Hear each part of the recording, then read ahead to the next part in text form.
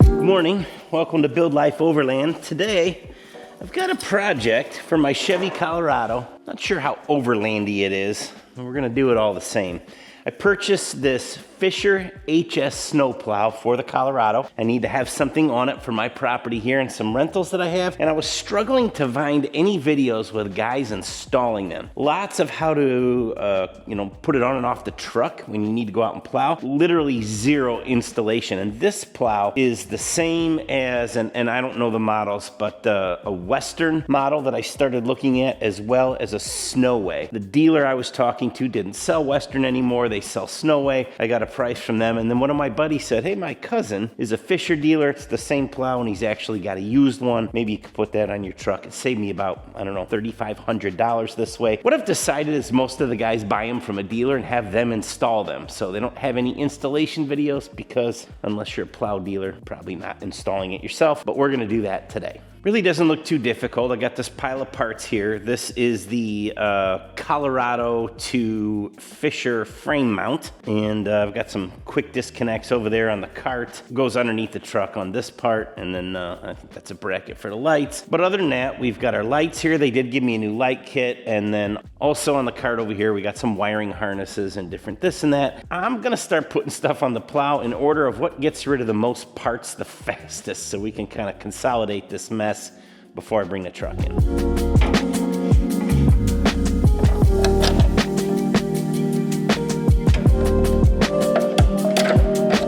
Already missing parts. Well, I'm about 7 minutes in and I've already broken something. They give you these two bulbs and they package them pretty good in the box. You're supposed to take off these little covers and install them. There's some wiring that goes inside here, the cover, whatever, I gotta get all that figured out. But I dropped one of the bulbs, so I'm hoping I can just go to the auto parts store and pick one up, but let's see what else we gotta do to get this going.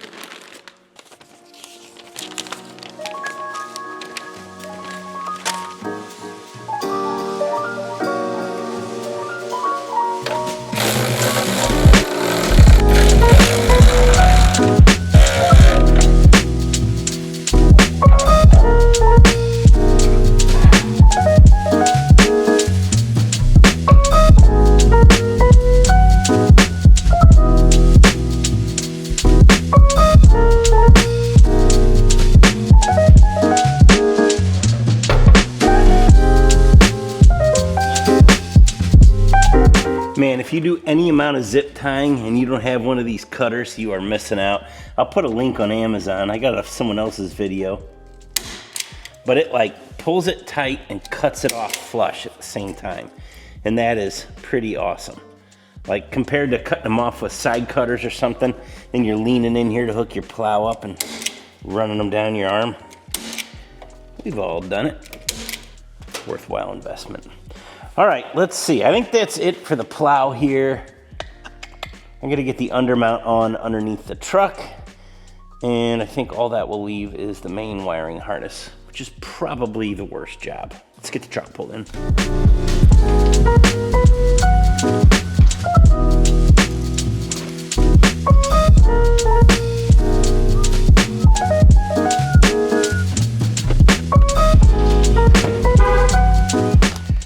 So, pro tip, and I have very few of those to offer. I'm kind of not being a professional. So everything I did there came in this bag, and I put all of the things that I think are garbage. The directions, a little plug off the end of that, even that broken light bulb. I do this because as I get further into this project and until I'm 100% done and happy where it is, the chances of needing something that I thought was garbage are likely. So I either empty my garbage can to begin with, so I have a completely empty can, or I start putting everything in a bag. So if there's something I'm like, I shouldn't have thrown that out, I grab the bag, I can find it in here, and I'm not sifting through a massive garbage can full of crap. It says to take this skid plate off. I'm not crazy about that because I like the skid plate. However, I guess they're probably right. 1, 2, 3, 4, 5, 6, 7 screws, some Torx, some hex. Not that big, we need like a 9/16, maybe half.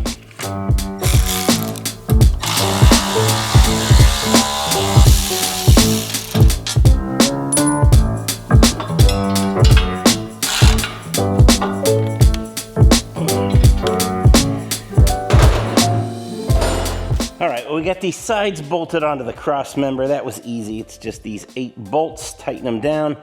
We gotta go in under the truck now. I think I gotta take, looks like on the ZR2, you have to take the fasteners off the tow hooks, but you can leave them there. And this will bolt back up using the same hardware. Let's give it a shot. We'll see how bad it is. Okay, so here are my tow hooks, and I've got 2 bolts in there that need to go in the 2 holes here in the plow frame. So you can do it and leave these on. It's gonna be kind of a mess to line it all up, but we'll get it done. They give you these spacers here. So they are the same thickness as the tow hook. They show to install them here. I'm thinking what you're gonna do is, if you are not going to use the tow hooks, or you have a model of Colorado or Canyon that doesn't have them, you'd use these little spacers. We're gonna save them, so we'll set them aside. We're gonna pull this hardware off both sides. We've got to get this to kind of hang in place while we wiggle a whole bunch of bolts in it. This is going to be a pain in the butt, but we'll get her done.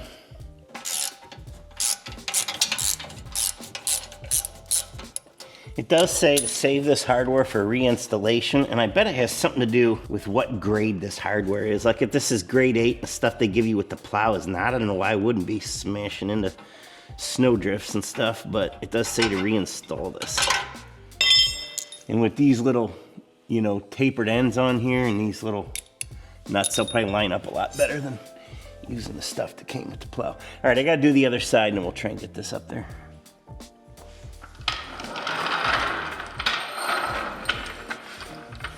Let's see if we can get the old trans jack up there. Yes, friends, might just hold it. It says to do this passenger side first. I don't know why, or if it even matters. Ow!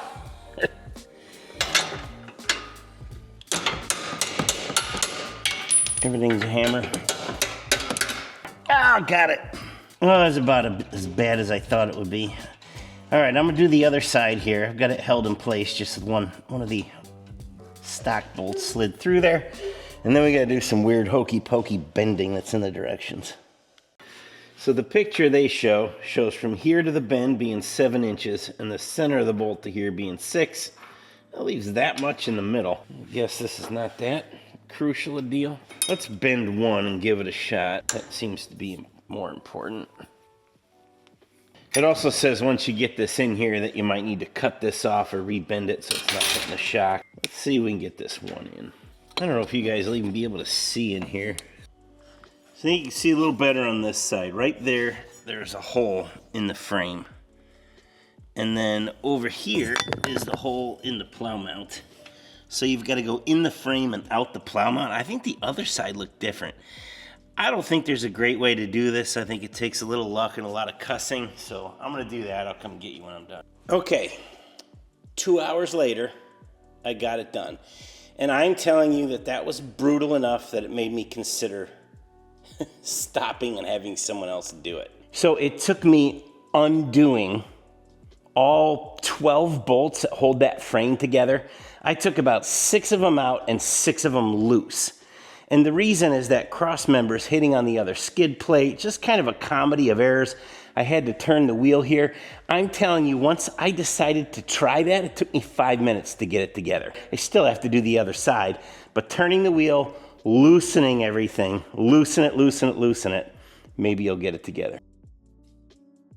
It's been a few days and, well, probably a week or so. Just life has gotten in the way here, but it's only, I guess, the end of October, mid-October, so we got lots of time, hopefully, until it snows. But I've got to get the harness put on the truck, and I got to be honest with you, I'm a little intimidated by this, and that takes a lot from me. But there are so many wires here, and I feel like because I bought the plow used, they sent me a new light kit, wiring harness specific to the Colorado. Maybe I have 2 wiring harnesses. I'm going to find out.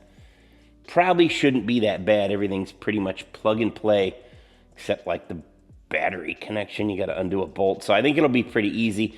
I'm just going to get started and we're just going to whittle away at it and let's see how it goes. I looked for a video on YouTube on how to put this on. I couldn't find anything on how to wire these things. Again, it's because I think most guys have it just professionally done when they buy the plow kit. Certainly couldn't find anything specific to the Colorado, let alone the ZR2. Not that that makes much of a difference in the engine bay. But I'm gonna do that here. I won't spend a lot of time talking about how it's done. Maybe we'll go over it afterwards. But I'll set you guys up on kind of a time lapse, troubleshoot this. We'll speed it up to about 3,000 times so you don't get bored to death. And if we run into anything short of changing a light bulb while you're doing this, we'll talk about it.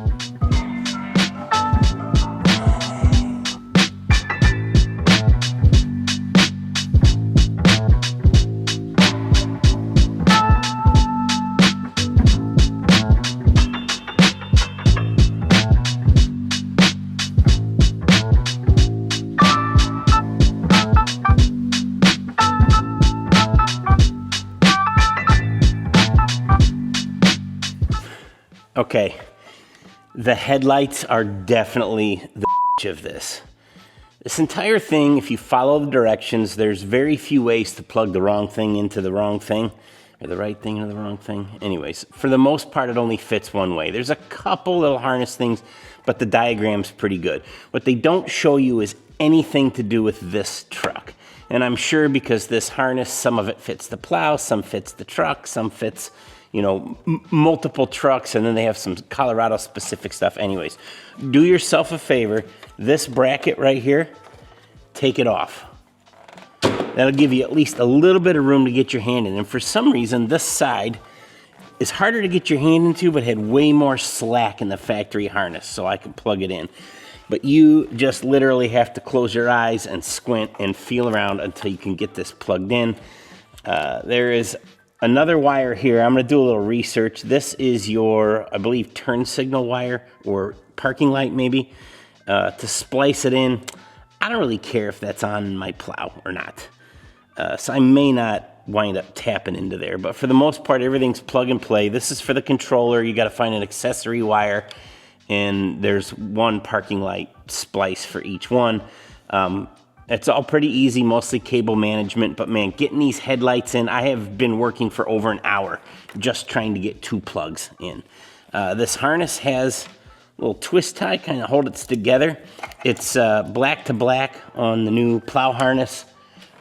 You know, this cream or white to white on the truck side. It doesn't tell you that in the diagram. It just shows you how to plug all this mess together. I don't think you could do it the wrong way, but the harness is black from Fisher, and the Chevy part of it is white. I don't know. I tried to figure out how to take the headlights off.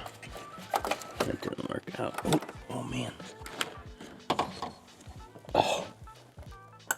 I got it! Hallelujah. Wow. Jagged metal. It will definitely booger your arms up, so long sleeves if you got them. Okay, I've got it all in here. It is really, I don't want to say it's not that hard. Knowing what to do is not the hard part. Physically doing it is what gave me trouble. Getting the headlights clicked in, and I'm sure there's probably a better way to do this that I don't know about. I couldn't find anything on YouTube. I'm not that smart to begin with. All I can say is stay calm and eventually get it all together. It's pretty intuitive. It's pretty much just a diagram that I was watching, a few instructions. It's not crazy hard. I drilled for the controller through the firewall on the driver's side. If I had to do over again, I probably would have drilled the passenger side through the firewall, push the harness through. You can route it back under if that's where you want it. There's plenty of slack, but you have to find an accessory wire up there. I used, I think, spot 23, and behind the kick panel on the floor is the fuse box, so that's what I tapped into. I'll try and get some footage here and show you guys that. You've probably already seen it as I'm talking. The rest of this is all in here. I've got the battery hooked to the positive and negative of the battery. There's an inline fuse. Now it's really just a matter of putting it all together. The only things that I haven't done yet, there are these couple wires for the turn signal and parking light to make them work on the plow. I've got a friend that's really good at kind of shaving off some of the insulation on the factory harness, soldering it in, and then we'll either do a little like RTV on it or something, some liquid electric tape, whatever. But he said, let me just come out after work. Like I said, it's still October. I'm not going to need this for a couple months. I'm going to get this all zip tied together, and as soon as he gets here, then I'll have him help me with these couple connections, and that should be it. We'll try her out.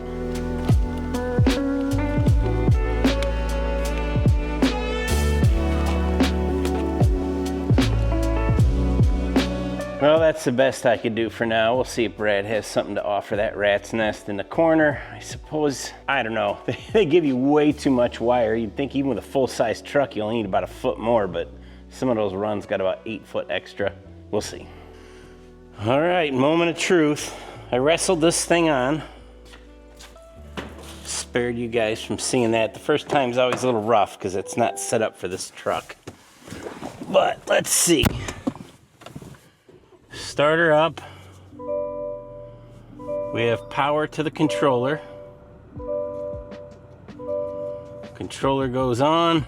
Well, I can't tell if the lights, oh yeah, maybe they are on. You guys can tell. Let's see if it goes up. Oh man. Right, left. All right, awesome.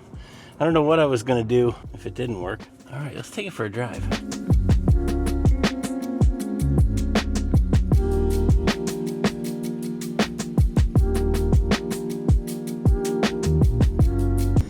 Well, I'm not exactly sure what I'd hoped for driving it here. I don't know what difference it would make, and probably looks a little funny when it's, ooh, boy, that's, I guess, what I need to look for.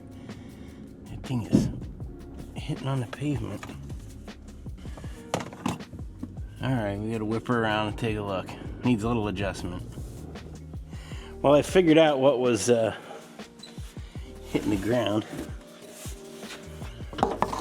Oh, you gotta put the foot up.